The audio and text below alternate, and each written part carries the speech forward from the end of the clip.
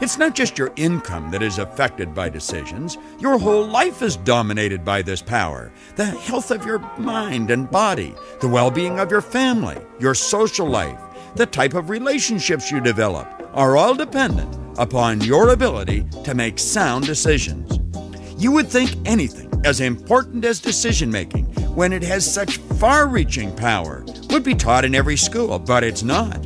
And to compound the problem, decision-making is not only missing from the curriculum of almost all of our formal educational institutions, it has been left out of virtually all of the training and human resource development programs in our corporate world. At this point, you could be asking yourself, how is a person expected to develop this mental ability? Well, I have the answer for you. You must do it on your own. And you've already begun by thinking about and digesting the information that I am sharing with you. This message is causing you to become more aware of the importance of decisions. There's an excellent book that I found on a trip to Malaysia, which you might want to add to your library. It has some very powerful information between the covers. It's called Decision Power by Harvey Kaye. That's Kaye. It's published by Prentice Hall. Kaye's book has a subtitle, How to Make Decisions with Confidence. That's the only way to make decisions. Don't make your decisions and then worry about whether you're doing the right thing. It is important to understand that it's not difficult to learn how to make wise decisions. With the proper information and by subjecting yourself to certain disciplines, you can become a very proficient and effective decision maker. And remember, it is the people who do become effective at decision making who receive a big share of the world's rewards. Decision making is definitely a worthwhile subject to study and a mental discipline you can master. Decision making could be compared to a number of other mental disciplines like thinking, imagineering, or concentrating. Each one, when developed, brings with it tremendous rewards. The person who makes the decision to strengthen these mental muscles receives as their reward what is often considered a charmed life. You can virtually eliminate conflict and confusion in your life by becoming proficient at making decisions. Decision-making brings order to your mind, and of course, this order is then reflected in your objective world, your results. James Allen, the great Victorian author, might have been thinking of decisions when he wrote, "We think in secret, and it comes to pass. Environment is but our looking glass." No one can see you making decisions, but they will almost always see the results of your decisions. The person who fails to develop this ability to make decisions is doomed because indecision sets up internal conflicts which can, without warning, escalate into all-out mental and emotional wars. Psychiatrists have a name to describe these internal wars. It is ambivalence. My Oxford Dictionary tells me that ambivalence is the coexistence in one person of opposite feelings toward the same objective. You do not have to be the brightest person in town, and you certainly do not require a doctor's degree in psychiatry to understand you are going to have a bit of difficulty in your life permitting your mind to remain in an ambivalent state for any period of time. The person who does permit it to exist will become very despondent and virtually incapable of any type of productive activity. It is obvious that anyone who finds themselves in such a mental state is not living. At best, they are merely existing. A decision or a series of decisions would change everything. A very basic law of the universe is create or disintegrate. Indecision causes disintegration. How often have you heard a person say, "I don't know what to do"? How often have you heard yourself say, "What should I do"?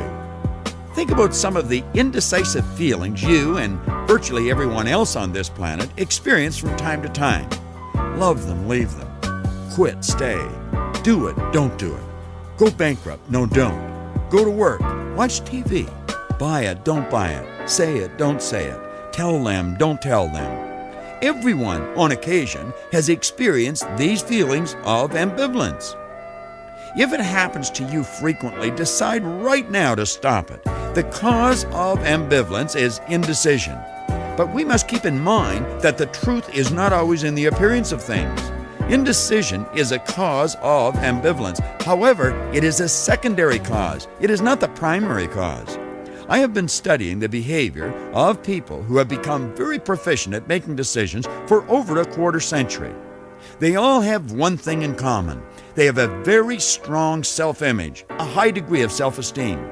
They may be as different as night is today in numerous other respects, but they certainly possess confidence. Low self-esteem or a lack of confidence is the real culprit here. Decision makers are not afraid of making an error. If and when they make an error in their decision or fail at something, they have the ability to shrug it off. They learn from the experience, but they never submit to the failure. Every decision maker was either fortunate enough to have been raised in an environment where decision making was a part of their upbringing, or they developed the ability themselves at a later date. They are aware of something that everyone who hopes to live a full life must understand. Decision making is something you cannot avoid. That is certainly worth repeating. If you hope to live a full life, you must become a proficient decision maker. I might also add that even those who are proficient at making decisions know they can improve. You may be thinking, all right, where do I start? You start improving your ability to make decisions in exactly the same place you start any journey, and with exactly the same resources. You decide. Start right where you are with whatever you've got. That is the cardinal principle of decision making. Decide right where you are with whatever you've got. That is precisely why most people never master this important aspect of life. They permit their resources to dictate if and when a decision will or can be made. When John Kennedy asked Wernher von Braun what it would take to build a rocket that would carry a man to the moon and return him safely to Earth, his answer was simple and direct: the will to do it.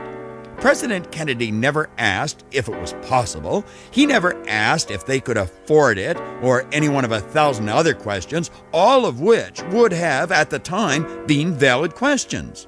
President Kennedy made a decision. He said, "We will put a man on the moon and return him safely to Earth before the end of the decade."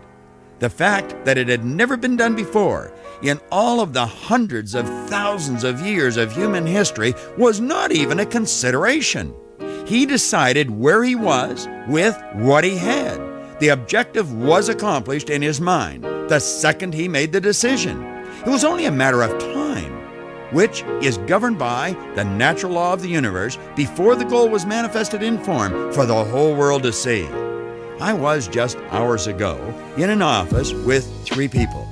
We were discussing the purchase of shares in a company. I was selling, they were buying. After a reasonable amount of time, one of the partners asked me when I wanted a decision. I replied, "Right now." I said, "You already know what you want to do." There was some discussion about money. I pointed out that money had nothing to do with it. Once you make the decision, you'll find the money every time. If that is the only benefit you receive from this particular message on decision making, burn it into your mind. It will change your life. I explained to these 2 people that I never let money enter my mind when I am deciding whether I will or will not do something. Whether I can afford it or not is never a consideration. Whether I want it or not is the only consideration. You can afford anything. There is an infinite supply of money. All of the money in the world is available to you when the decision is firmly made. If you need the money, you will attract it. I am well aware there are any number of people who will say, "This is absurd. You can't just decide to do something if you do not have the necessary resources." And that's fine if that's the way they choose to think. I see that as a very limiting way of thinking. In truth, it is probably not thinking at all. It is very likely an opinion being expressed that was inherited from an older member of their family who did not think either. Thinking is very important. Decision makers are great thinkers. Do you ever give much consideration to your thoughts? How they affect the various aspects of your life? Although this should be one of our most serious considerations, unfortunately for many people, it is not. There's a very small select few who make any attempt to control or govern their thoughts. Anyone who has made a study of the great thinkers, the decision makers, the achievers of history will know they very rarely agreed on anything when it come to a study of human life. However, there was one point which they were in complete and unanimous agreement on, and that was that we become what we think about. What do you think about?